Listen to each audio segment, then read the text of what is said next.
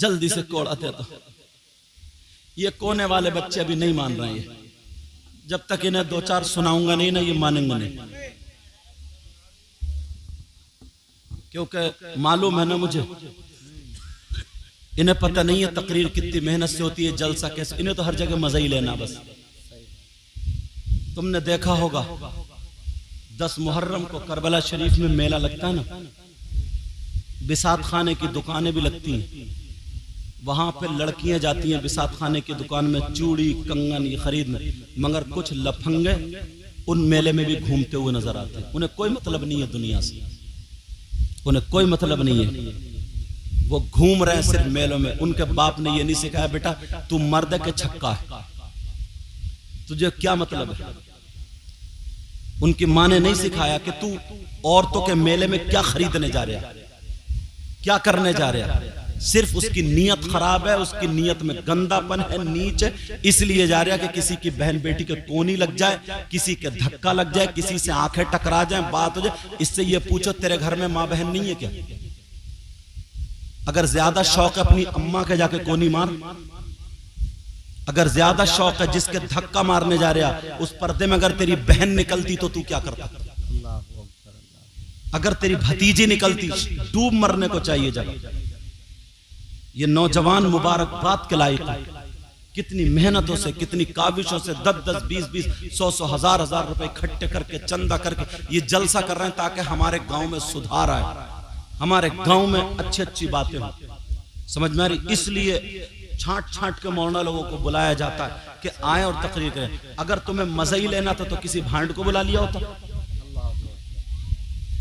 अगर तुम्हें यही सब करना है, अगर मजा लेना था तो किसी नचकइयों को बुला लिया होता, मजा लेते रहते, नाचते रहते। जाओ डूबो। तुम्हें मालूम नहीं है एक आलिम जब आता है और उसकी उस जुबान से अगर गलत निकल जाता ना तो बड़े बड़े मालदार, बड़े बड़े सुरमा कीड़े बीनते हुए नजर आते हैं। पता नहीं है अभी, मगर किसको बद्दुआएं दें? ये कौम भी हमारी, ये बच्चे भी हमारे, समझे, सारी चीजें हमारी। मगर हिम्मत बेटा, कोई भी काम, कोई भी बात ऐसी गलत नहीं होनी चाहिए। मैंने पहले तकरीर में कहता हूं दुआएं कराई नहीं जाती, दुआएं ली जाती हैं। बद्दुआएं कराई नहीं जाती, बद्दुआएं ली जाती हैं। समझे, बद्दुआएं ली जाती हैं। तुम्हें क्या वो अच्छा लगता है कि 50-50 चुटकुले सुना करके, हंसा करके, खिला करके, कुदा करके तुम्हें चले गए, बड़ा मजा आया साहब, बड़ा मजा आया, बड़ा नहीं। इस्लाह की बातें भी कबूल किया करो, समझे। और अगर नहीं बैठना है, नहीं सुनना तो अपने घर जाओ, आराम करो।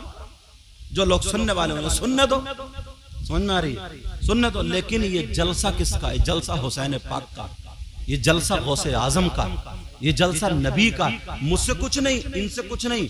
अगर नबी नाराज हो गए तो हुसैन पाक अगर नाराज हो गए, होगा ठिकाना, होगा ठिकाना। एक शख्स ने यह कह दिया था करबला में, ऐसा था, अपनी औरतें खेमे थी तो उन्होंने कहा कि क्योंकि वो कलमा पढ़ने वाले तो थे ही, मगर गुंडे टाइप के थे, वो बदतमीज बोला करते थे। तो इमाम हुसैन पाक ने कहा था कि ऐसा करो, वो खंदक खोद लो और आग लगा दो ताकि इनके घोड़े इस तरीके से ना महफूज हो जाए सब।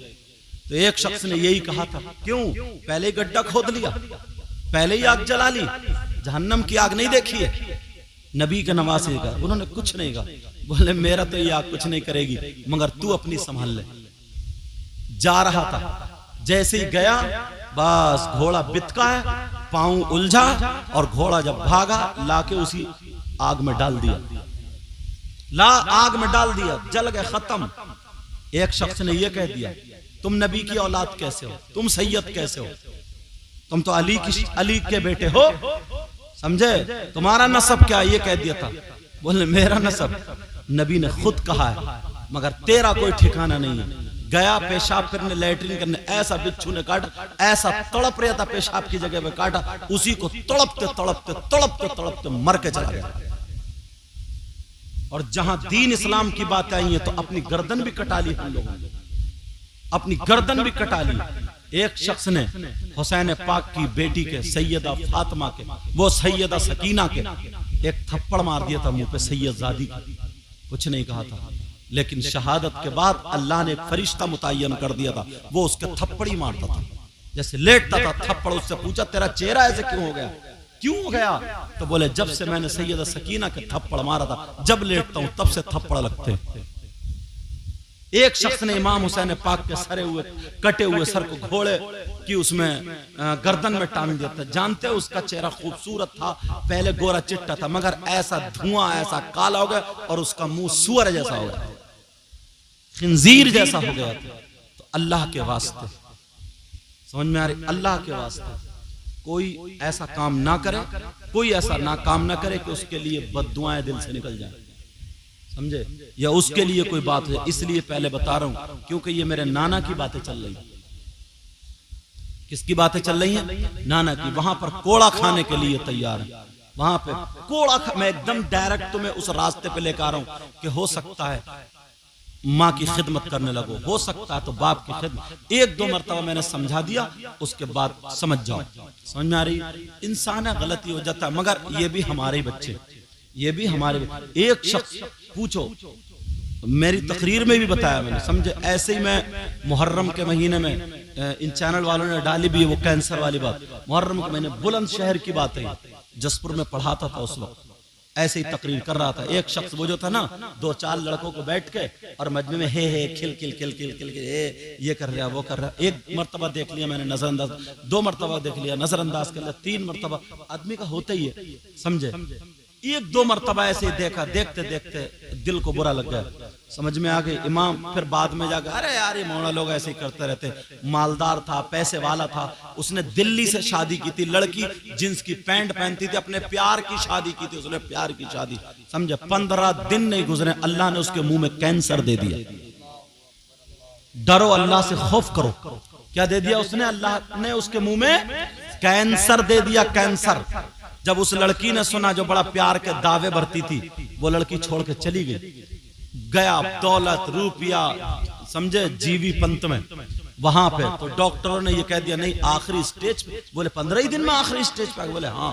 पैसे वाला था, भी नहीं घबराया, रुपये वाला था। डॉक्टरों की मीटिंग ले ली, अमेरिका तक से उसने डॉक्टर बुला लिए, मगर सब ने ये कह दिया जो खिलाओ पिलाओ इसका कोई इलाज नहीं है, आखिरी स्टेज है। एक डॉक्टर था अमेरिका का, हिंदू, उसने ये कहा था, हिंदू था वो, हिंदू, उसने ये कहा था तुम्हारे यहाँ जो मस्जिदों में नमाज पढ़ाते हैं, तुम्हारे यहाँ जो कुरान पढ़ते हैं, तुम्हारे जो गुरु होते हैं, गुरु, फकीर जो होते हैं फकीर, वो अपनी लैंग्वेज बोल रहा था, कहा ये जो होते हैं ना, तुम्हारे यहाँ एक बुक होती है जिसको कुरान बोलते हैं, अगर उसने वो पढ़ के फूंक दिया, अगर वो उसने दुआ कर दी तो ही तुम्हारा इलाज हो सकता, वरना भी इसकी दवा कोई नहीं।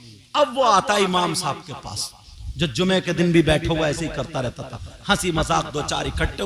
हर जगह हंसी मजाक नहीं चलती, हर जगह हर चीज नहीं चलती है। अब आया, बोले मुझे माफ कर दो और ऐसा और वैसा।